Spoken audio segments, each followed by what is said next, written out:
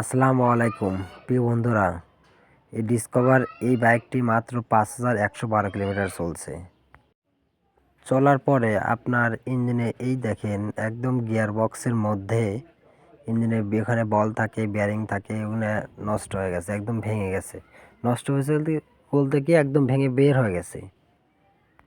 বাইকে গিয়ার পড়তো না, ক্লাসে অনেক ডিস্টার্ব দিত, বাইকের মধ্যে অনেক বাজে সাউন্ড হইতো। পরে আমি চালায় দেখলাম ইঞ্জিনের বেয়ারিংটা ভেঙে গেছে। তবে বাইকটি ইঞ্জিনের অয়েল বারবার দিত ডুপ্লিকেট, হয়তো বুঝতে পারতো না, বা ওই ভাইটা হয়তো বুঝতে পারতো না।